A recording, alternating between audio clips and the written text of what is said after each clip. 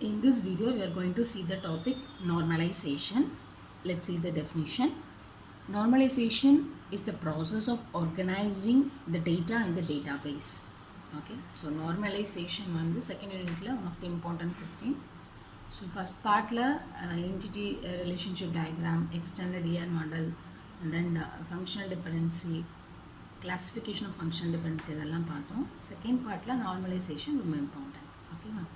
So normalization மெயினாக டேட்டாபேஸில் டேட்டாவை எப்படி ஆர்கனைஸ் பண்ணணுங்கிற அந்த ப்ராசஸ் தான் என்ன அப்படின்னா நார்மலைசேஷன்.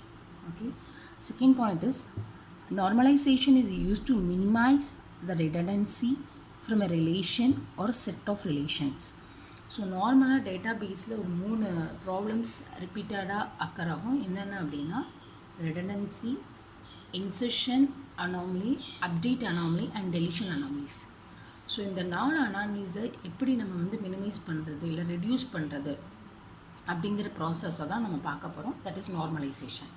ஓகே, இந்த 4 அனாமலிஸையும் எப்படி நம்ம ரெடியூஸ் பண்ண போகிறோம், ஓகே, எந்த மாதிரி டேட்டாவை டேட்டாபேஸில் ஆர்கனைஸ் பண்ண போகிறோம். ஓகே, ஸோ அந்த ப்ராசஸை தான் இந்த நார்மலைசேஷனில் நம்ம பார்க்க போகிறோம். Okay, so normalization is use to minimize the redundancy from a relation or set of relations. Okay, third point is it is also used to eliminate the undesirable characteristics like insertion, update and deletion anomalies. நான் சொன்ன மாதிரி okay, so இந்த அனாமலிஸ்லாம் that is insertion, update, deletion anomalies எல்லாம் eliminate பண்ணுறதுக்கு தான் நம்ம வந்து என்ன யூஸ் பண்ண போகிறோம், நார்மலைசேஷன் பார்க்க போகிறோம்.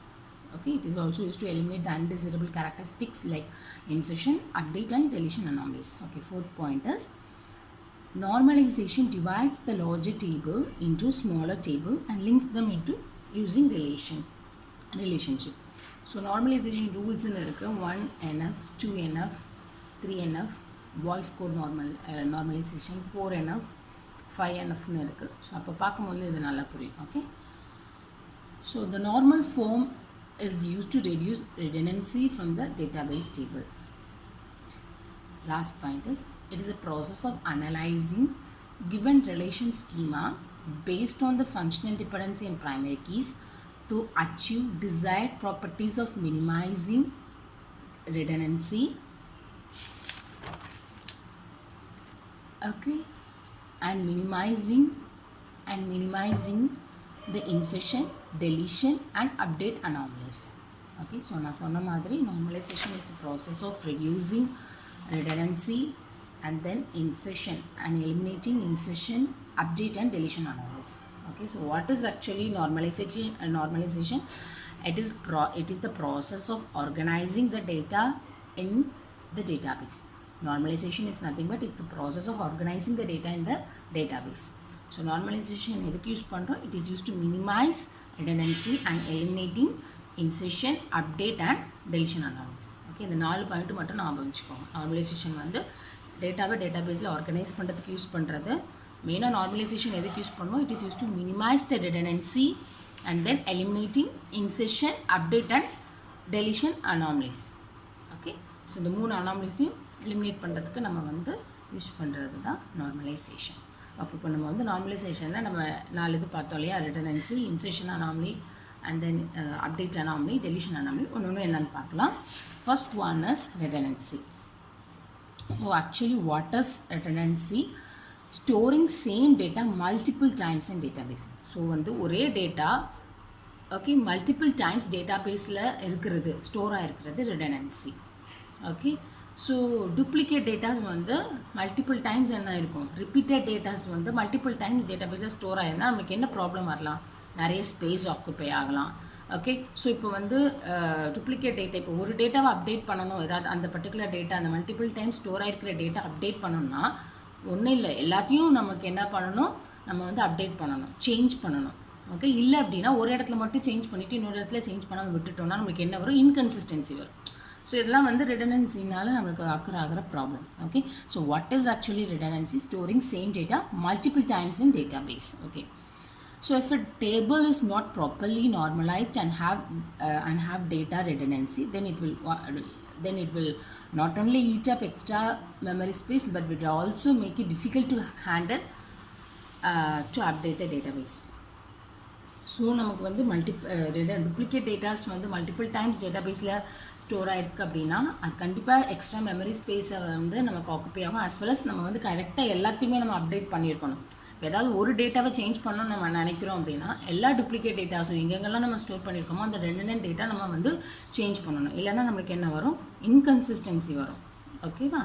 ஸோ ஒரு எக்ஸாம்பிள் வச்சு பார்க்கலாம். What is redundancy? So consider a table. So இந்த டேபிளில் வந்து ஸ்டூடெண்ட் இன்ஃபர்மேஷன் ஸ்டோர் ஆகிருக்கு. என்ன டிபார்ட்மெண்ட்டில் படிக்கிறாங்க, அவங்க ஹெச்ஓடி நேம் என்ன, அவங்க ஹெச்ஓடியோட அந்த டிபார்ட்மெண்ட்டோட மொபைல் நம்பர் என்ன, எல்லாமே ஸ்டோர் ஆகிருக்கு. So this table has the attributes roll number, name, branch, HOD and mobile number.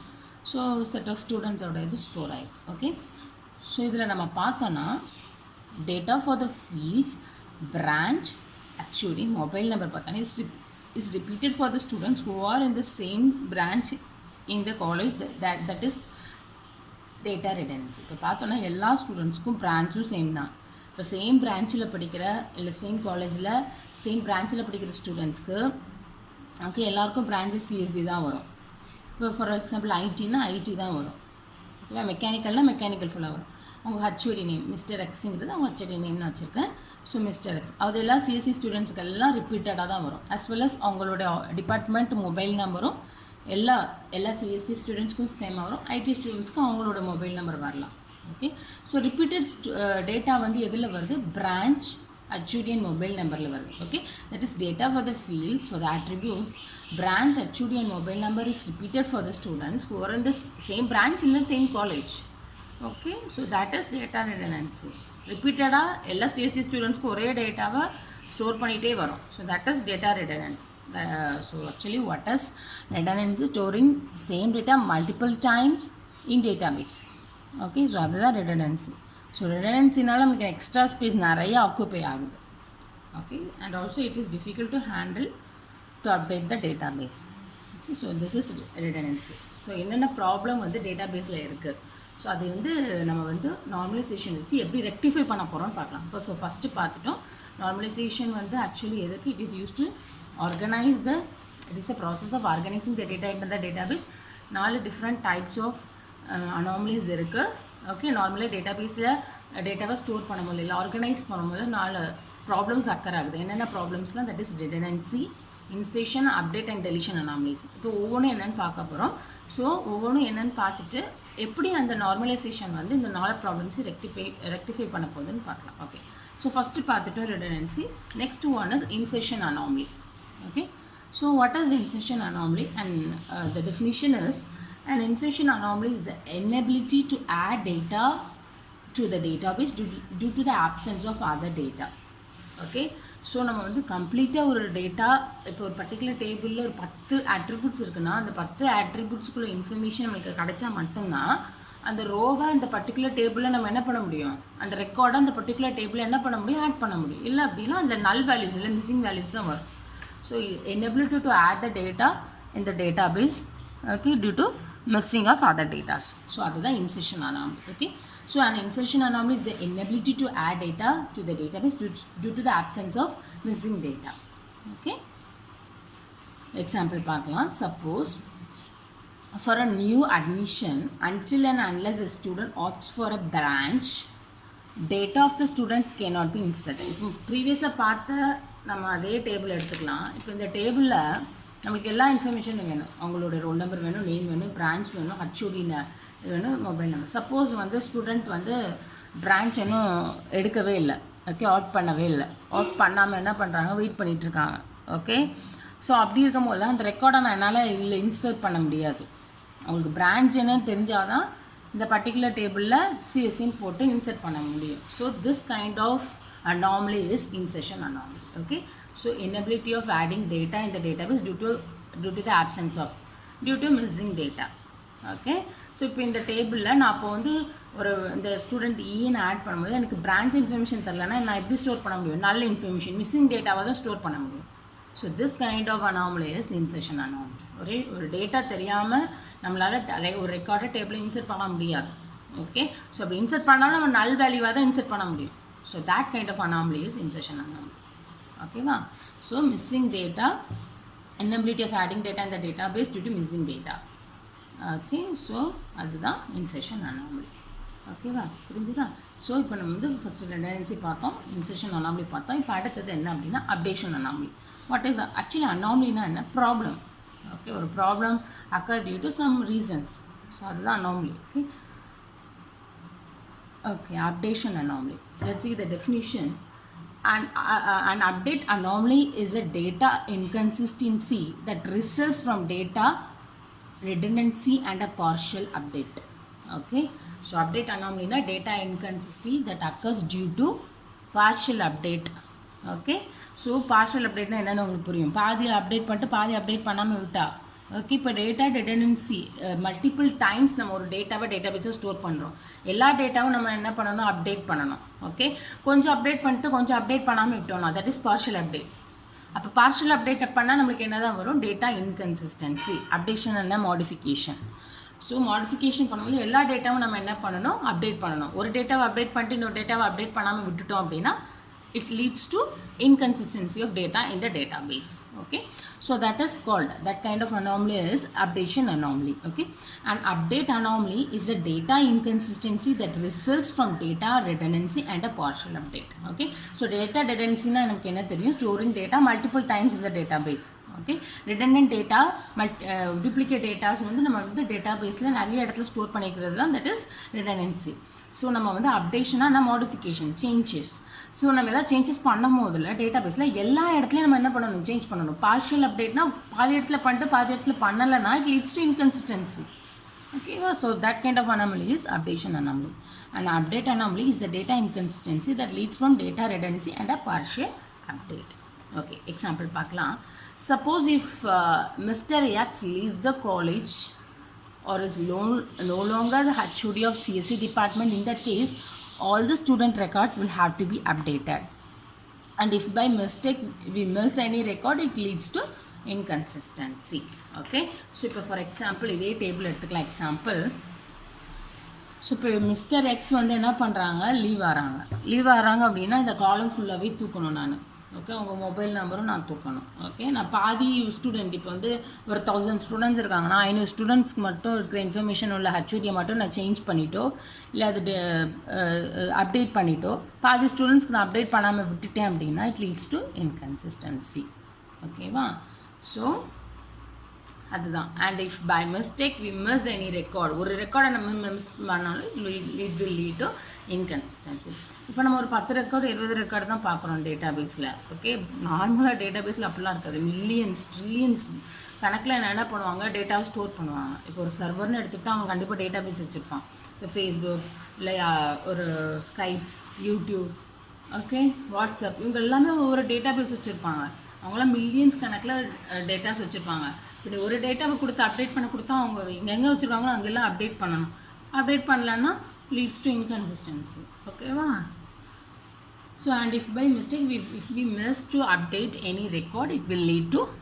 inconsistency okay so this kind of anomaly is updation anomaly okay adutha paakla deletion anomaly so what is deletion anomaly a deletion anomaly occurs when you delete a record that may contain attributes that should not be deleted so ஒரு ரெக்கார்டை நம்ம வந்து delete பண்ணுறோம் okay அதோடு சேர்த்து மற்ற நம்மளுக்கு யூஸ்ஃபுல்லான இன்ஃபர்மேஷன் என்ன ஆயிடுது டெலீட் ஆகிடுது ஓகேவா so that kind of anomaly is deletion anomaly so a deletion anomaly occurs when you delete a record that may contain attributes that should not be deleted ஒரு ரெக்கார்டை நம்ம கம்ப்ளீட்டாக என்ன பண்ணுறோம் டெலீட் பண்ணும்போது நமக்கு தேவையில்லாத சில இன்ஃபர்மேஷன் இருக்குது பட் நமக்கு தேவைப்படுற சில இன்ஃபர்மேஷன் அது இருக்குது அதுவும் சேர்த்து டெலீட் ஆகிட்டுனா ஓகே நமக்கு இன்ஃபர்மேஷன் கிடைக்காது okay so that kind of anomaly is deletion anomaly example பார்க்கலாம் ஸோ இந்த above table அதே டேபிள் எடுத்துக்கலாம் 2 different information are kept together student information and branch information hence at the end of the academic record hence at the end of the academic year if student records are deleted it will also lose the branch information so this kind of anomaly is deletion anomaly okay so இப்போ for example final year படிக்கும் போதில் என்ன பண்ணுவாங்க நார்மலாக students போடுவாங்க இல்லை arts எடுத்தால் 3 இயர்ஸில் போயிடுவாங்க ஸோ போகும்போது நான் ஸ்டூடெண்ட் ரெக்கார்ட்ஸை நான் டெலீட் பண்ணுறேன் இப்போ நான் இந்த போகிற ஸ்டூடெண்ட்ஸோட ரெக்கார்ட்ஸ்னால் நான் டெலீட் பண்ணுறேன் அப்படின்னா எனக்கு என்ன செய்யுது பிரான்ச் இன்ஃபர்மேஷன். இப்போ ஸ்டூடெண்ட்டோட இன்ஃபர்மேஷன் எடுத்துக்கிட்டால் ரோல் நம்பர் நேம் பிரான்ச் மட்டும் தான் அவனோட இன்ஃபர்மேஷன். ரிமைனிங் இன்ஃபர்மேஷன் நம்ம பார்த்தோன்னா அது என்னது டிபார்ட்மெண்ட் இன்ஃபர்மேஷன். ஹச்ஓடி அவங்களோட மொபைல் நம்பர், ஓகே யார் யார் என்னென்ன ஸ்டாஃப்ஸ் அதை ஹேண்டில் பண்ணாங்க, ஸோ அந்த மாதிரிலாம் டேபிளில் ஆட்ரிபியூட்ஸ் இருந்துச்சு அப்படின்னா ஸோ அந்த இன்ஃபர்மேஷனும் சேர்ந்து என்ன ஆயிரும் டெலீட் ஆயிரும். ஸ்டூடெண்ட் இன்ஃபர்மேஷனோட சேர்த்து டிபார்ட்மெண்ட் இன்ஃபர்மேஷன் என்ன ஆயிரும் டெலீட் ஆயிரும். ஓகே இதுதான் ஸ்டூடெண்ட் இன்ஃபர்மேஷன். இந்த 3 பார்த்தா ஸ்டூடெண்ட் இன்ஃபர்மேஷன். இது என்னது டிபார்ட்மெண்ட் இன்ஃபர்மேஷன். ஸோ டிபார்ட்மெண்ட் இன்ஃபர்மேஷனும் ஸ்டூடெண்ட் இன்ஃபர்மேஷனோட சேர்த்தே டெலீட் ஆயிரும். அப்போ நம்ம டிபார்ட்மெண்ட் இன்ஃபர்மேஷன் அந்த பர்டிகுலர் இயரில் என்ன இருந்துச்சு நம்மளுக்கு தெரியாமே போயிடும். Okay, so this kind of anomaly is deletion anomaly. Hence, at the end of the academic year, if student records are deleted, it would also lose the branch information. நமக்கு தேவைப்படுற இன்ஃபர்மேஷனும் delete ஆயிடுது. Okay, so that kind of anomaly is deletion anomaly. Okay, so a deletion anomaly occurs when you delete a record that may contain attributes that should not be deleted. Useful information, okay, delete ஆயிடுது. So that is called deletion anomaly. So normalization இந்த 4 problems rectify பண்ணும். என்னென்னலாம் பார்த்தோம்? Redundancy, and second one is insertion anomaly. Okay, sorry, insertion anomaly. Third one is updation anomaly, and fourth one is deletion anomaly. So இந்த 4 இது rectify பண்ணி தான் என்ன பண்ண போகிறோம் நார்மலைசேஷன் ஃபார்ம்ஸ்னு இருக்குது. ஓகே, ஸோ அந்த ஃபார்ம்ஸை வச்சு ஓகே நம்ம வந்து இந்த அனாமலிஸ்லாம் வந்து என்ன பண்ணுவோம் ரிமூவ் பண்ணி காமிப்போம் ஒரு டேட்டா பேஸ்லேருந்து. ஓகே, ஸோ என்னென்ன ஃபார்ம்ஸ்லாம் நார்மலைசேஷனில் இருக்குது? Normalisation rules are divided into the following normal forms. So நார்மலைசேஷனில் ரூல்ஸ் இருக்குது, நிறைய ரூல்ஸ் இருக்குது. ஸோ அதெல்லாம் நம்ம பார்க்க போகிறோம். So normalisation rules are divided into the following normal forms. என்னென்ன ஃபார்ம்ஸ்லாம் இருக்குன்னு பாருங்கள். ஸோ இதுதான் important. First normal form 1NF, second normal form 2NF, third normal form 3NF, Boyce Codd normal form சொல்லுவாங்க, that is BCNF, fourth normal form 4NF, and fifth normal form. Okay, so in the 1 2 3 4 5 6, so in the 6 normal forms நம்ம normalization rules la பார்க்க போறோம். Okay, so this is about normalization.